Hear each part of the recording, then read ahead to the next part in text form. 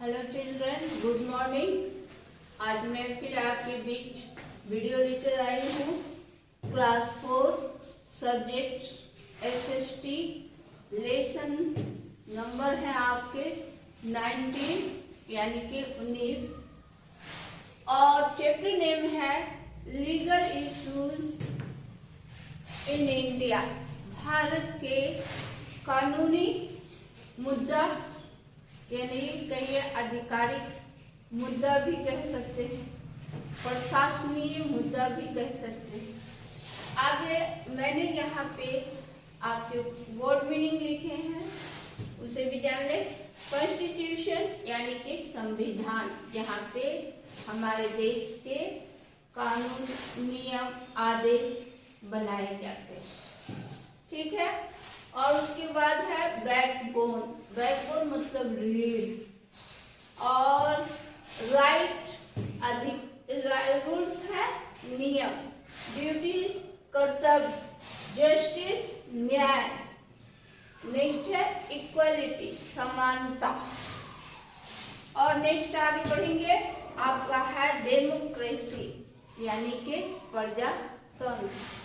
और राइट अधिकार, यूनियन संघ। तो चलते हैं लेसन की तरफ।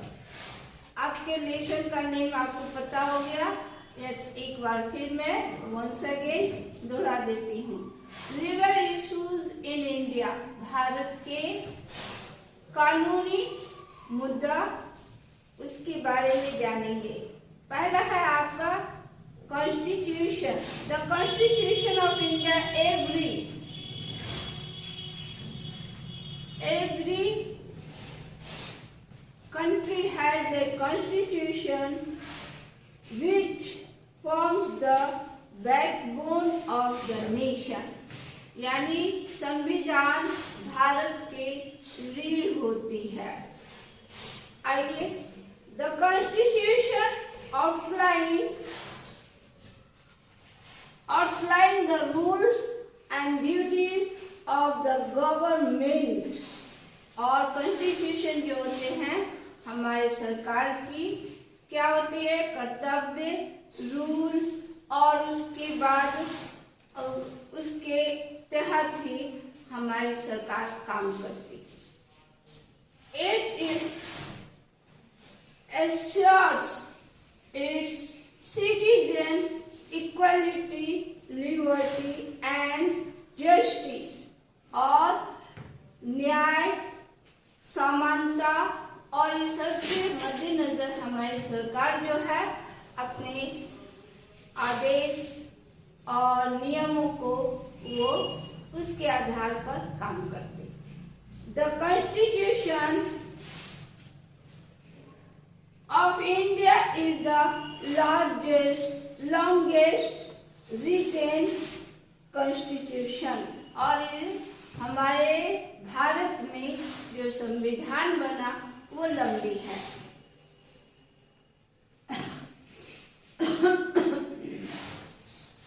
It is written both in English and Hindi।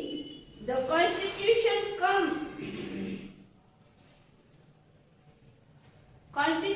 come to effect on January 26, 1950। यानी संविधान पूरी तरह से लागू हुआ कब, जनवरी यानी 26 जनवरी 1950 में। We celebrate this day as Republic Day। और उस डे को हम लोग गणतंत्र दिवस के रूप में मनाते हैं। The Constitution of India is its supreme law। It declares India to be a sovereign, socialist, secular, democratic and republic। Democratic यानी प्रजातांत्रिक देश है और ये हम लोग उसके आधार पर हमारे देश के जो सरकार होते हैं वो कार्य करती है। In other words, India is an independent nation. हमारा देश जो है वो स्वतंत्र देश है। Is ruled collectively by a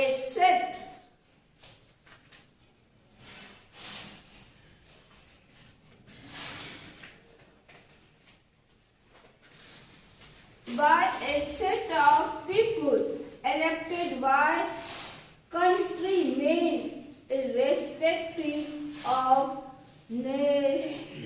religion, who in turn elect their head of the nation। यानी पीपुल यानी कि जनता के द्वारा चुने गए व्यक्ति को ही हम अपने राष्ट्र का प्रतिनिधित्व बनाते हैं। अब आइए फंडामेंटल राइट्स यानी जनसिद्ध अधिकार बोलिए या वो अधिकार जो हमें दिया गया उसके बारे में जानेंगे।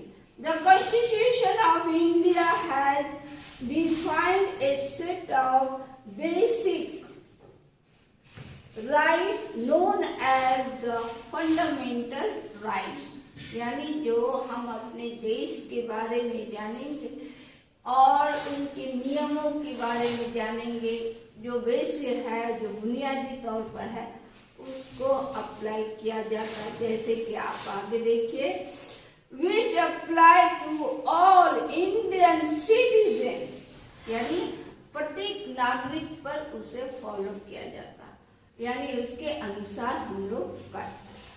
इर्रेस्पेक्टिव ऑफ कास्ट,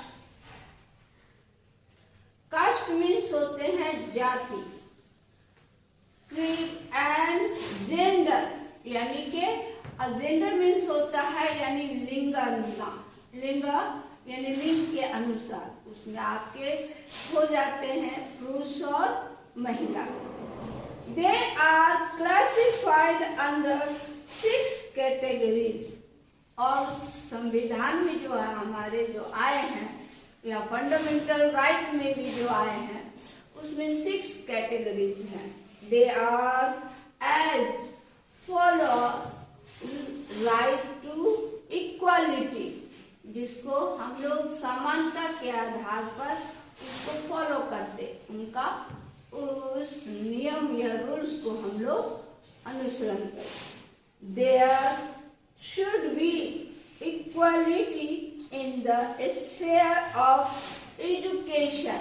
जैसा कि तुम लोग सुनती ही आ रही हो, जानते ही आ रहे हो आप लोग के एक एग्जाम्पल देते हैं सर्व शिक्षा अभियान, यानी उसमें आपको हर बच्चे को अधिकार है शिक्षा प्राप्त करने का। आप भी प्राप्त कर रहे हो। वो हर कास्ट हर रिलीजन से जुड़े होते हैं। जहाँ पे शिक्षा प्राप्त करते हैं बच्चे लोग या हम लोग, तो वहाँ पे सभी एक समान रूप से प्राप्त करते हैं। Employment it also included equality before law, यानी नियम के बनने से पहले भी हम लोग क्या थे, एक समान होकर के उस कार्य को करते, उसको फॉलो करते आए हैं। अब तो राइट बन गया है हम लोगों को अधिकार का, यानी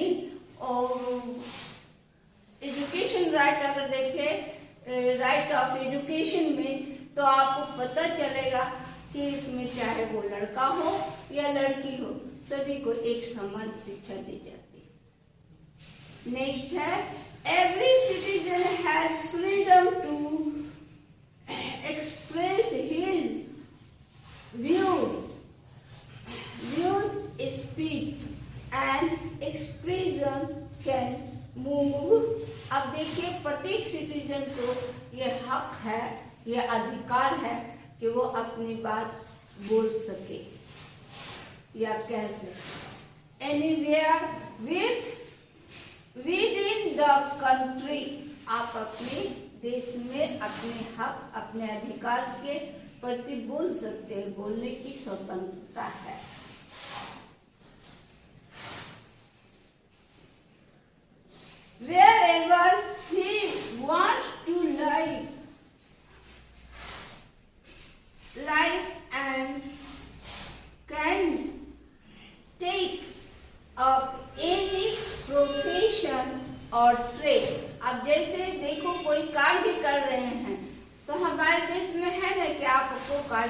की यानी काम करने का अधिकार दिया गया है, उसी बल पर हम अपने ट्रेड को यानी कि अपने व्यापार को भी करते हैं, क्योंकि यह अधिकार दिया गया है तभी करते हैं। That does not harm the country, यानी जिससे हमारे देश को नुकसान ना हो। हार्म मीन्स नुकसान यानी हानि। Right to practice any profession और occupation, यानी इसकी भी अधिकार हमें दिया गया है कि आप स्वतंत्र हैं अपने व्यवसाय या व्यापार या जिस प्रोफेशन से या ऑक्यूपेशन से आप जुड़े हैं आप कर सकते हैं। They are allowed to form union and association. Association कहते हैं संस्था, यूनियन मीन्स होते हैं संघ। ये लोग भी इसके अंदर में हम लोग स्वतंत्र रूप से कार्य करते हैं। टू प्रोटेक्ट देयर इंटरेस्ट, यानी उसमें वो लोग किसी तरह की दखल अंदाजी नहीं करते। Is and often slavery and trade in human being right, यानी मानव को अधिकार दिया गया है कि वो अपने ट्रेड, व्यवसाय, ऑक्यूपेशन ये सब अपने स्वतंत्र रूप से भारत की कहीं किसी भी स्थान पर किसी भी क्षेत्र में आप कर सकते हैं। Freedom right, all citizens are free to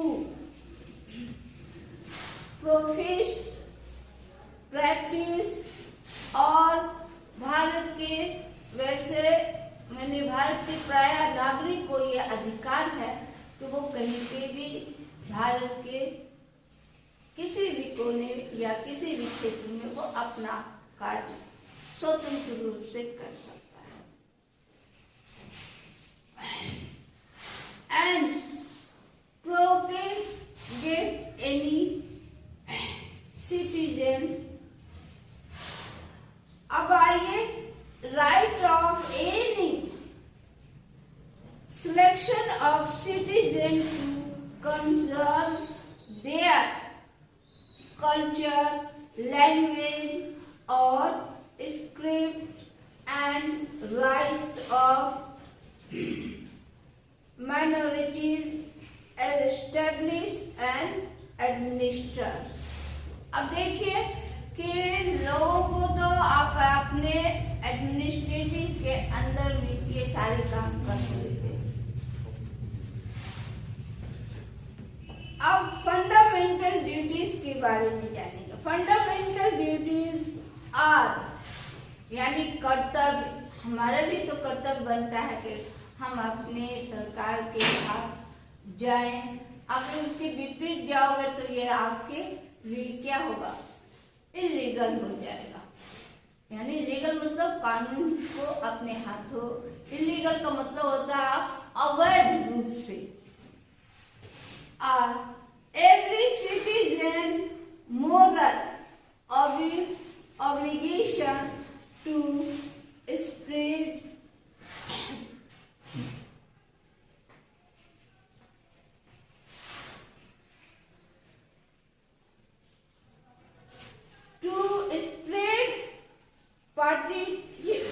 patriotism and uphold India's unity.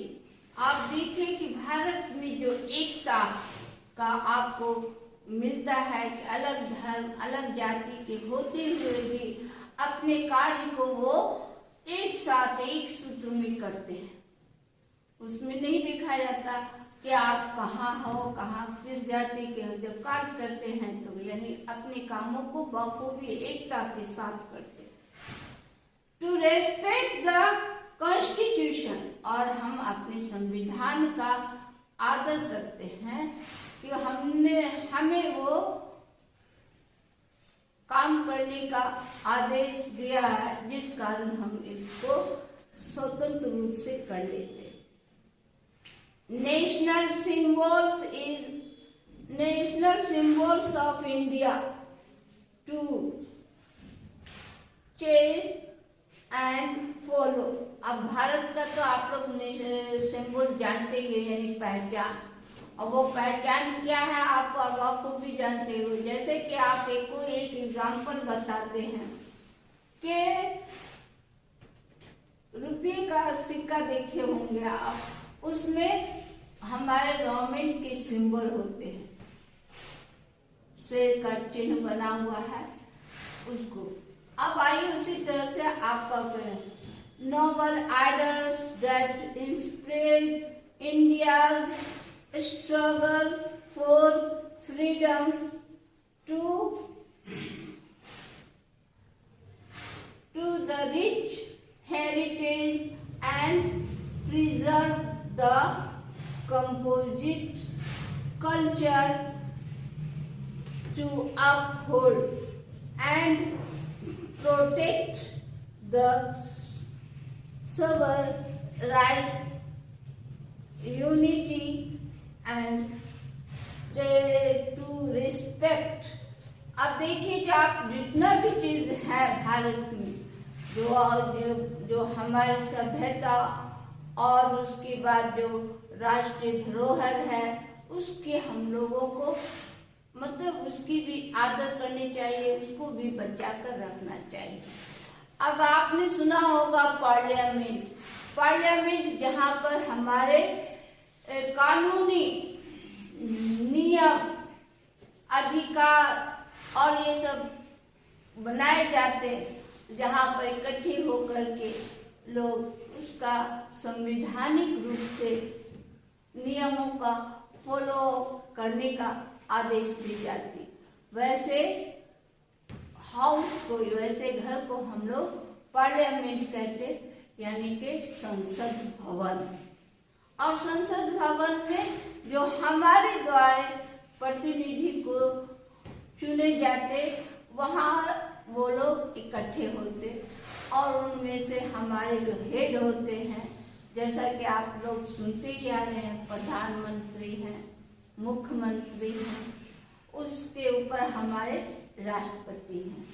अब देखिए आगे जो आप पढ़ेंगे वो है आपका लोकसभा और Rajya Sabha.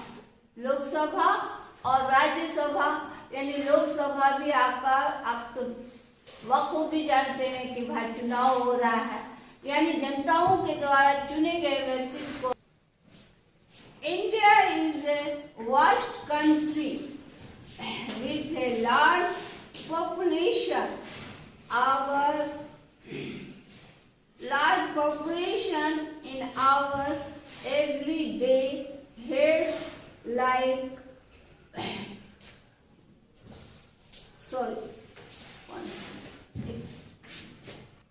everyday needs like drinking water, electricity, transport, roads, school and hospital,